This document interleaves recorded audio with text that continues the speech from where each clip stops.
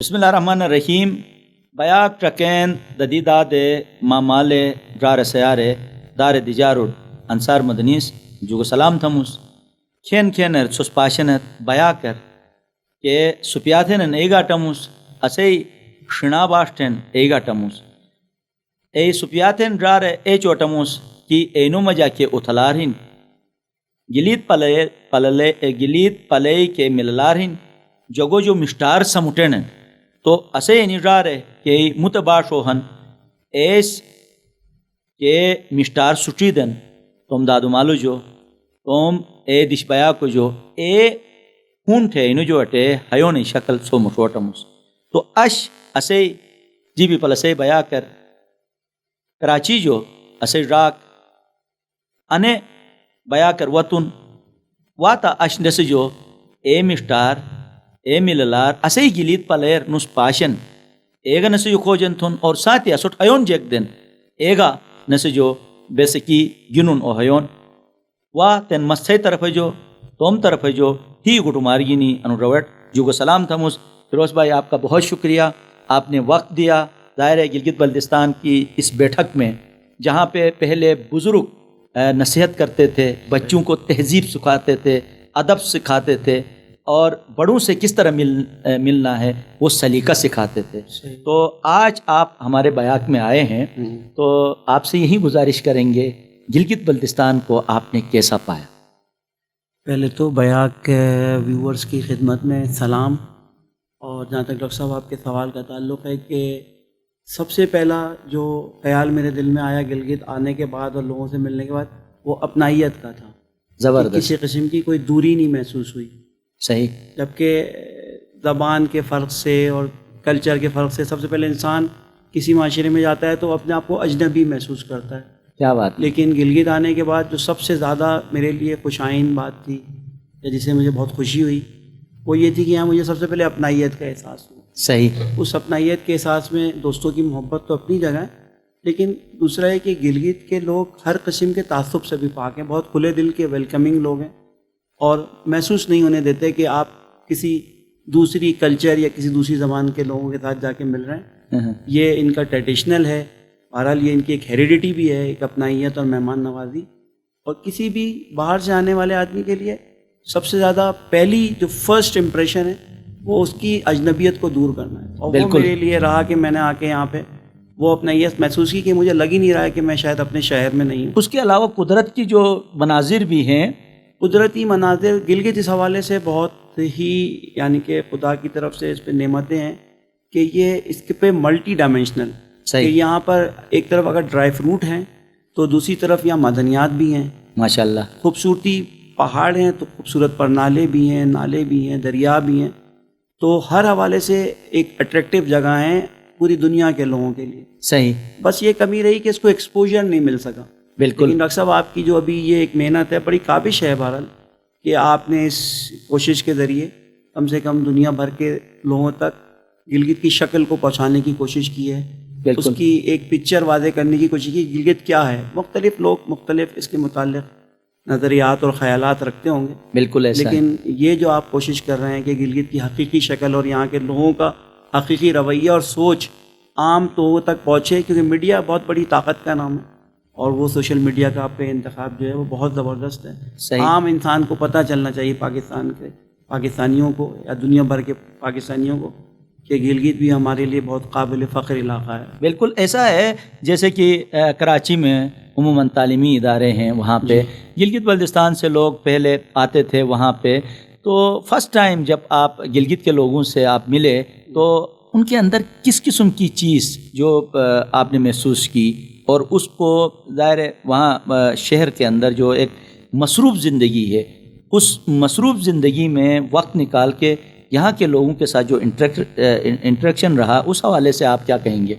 اچھا, گلگت کے لوگوں کے ساتھ جب میری ملاقات کراچی میں ہوئی تو سب سے زیادہ جو چیز سے میں متاثر ہوا وہ لڑکوں کے اندر ایجوکیشنل اپروچ تھی.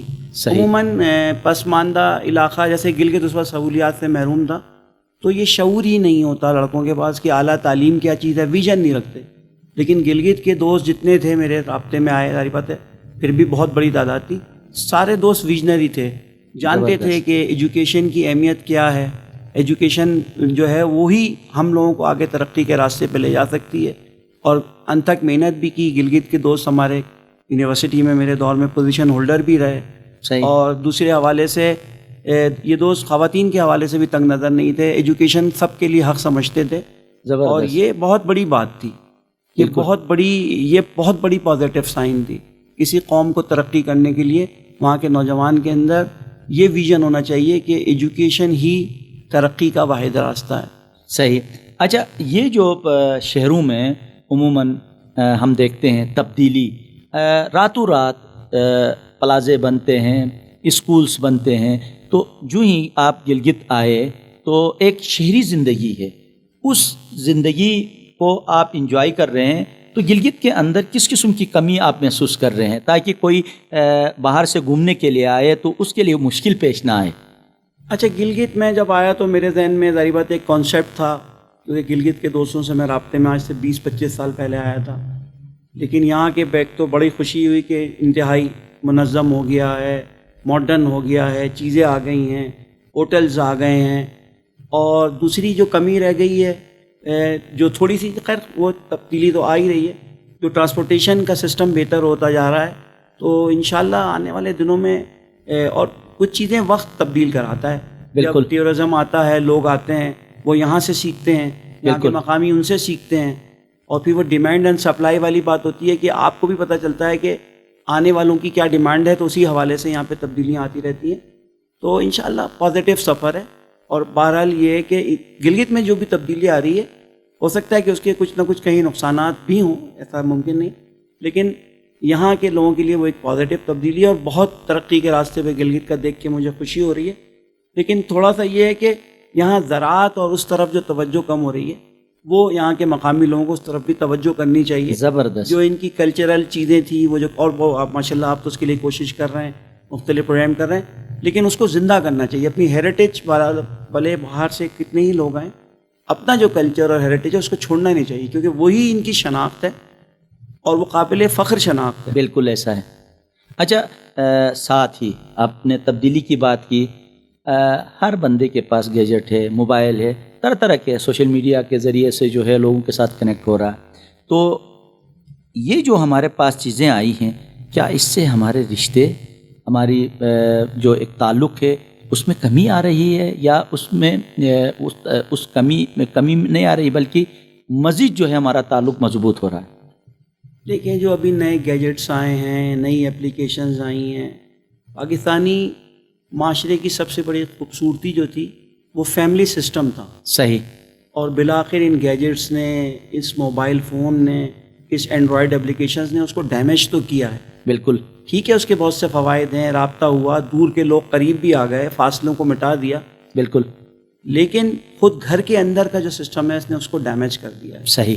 اور ہمیں اپنی شناخت کو اگر برقرار رکھنا ہے تو رشتوں کی خوبصورتی کو برقرار رکھنا ہوگا، اس کی خوبصورتی کو سمجھنا ہوگا. بالکل. تو ہماری زندگی مضبوط ہوگی. ورنہ جب گھریلو سسٹم یا انفرادی سسٹم خراب ہوگا تو بالآخر معاشرے کو بھی ڈیمیج کر دے گا وہ. بالکل.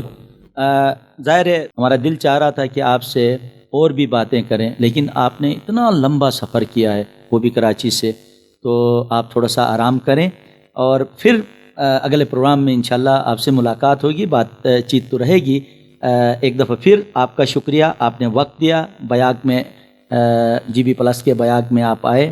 آپ تہ دل سے ہم آپ کے مشکور ہیں.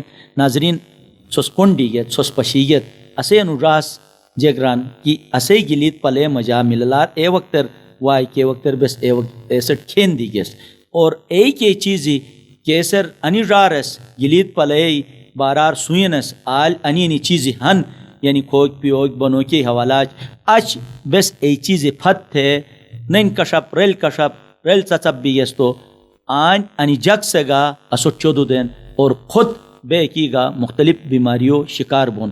توم دیشی چھٹ تھے درو روٹ وی چھٹ بیشی گیس تو انو اسو کہتے چودو ہن. تو بس کوشش تو کیا واجے توم ڈرارے، توم دارے، توم دیجارے، توم سیارے، توم ما مالو ایک مشتی کھویر مصروف چھ بیگس تو اسے مللار، اسے گوٹور، اسے خاندانور مچے انی موری گینی اشی بیا کے جو اجازت لکھموس اجینی بیا کرنے اسپا موری گینی سو مشوام ایاک بوسن تو میزبان انصار مدنی اجازت دا خدایا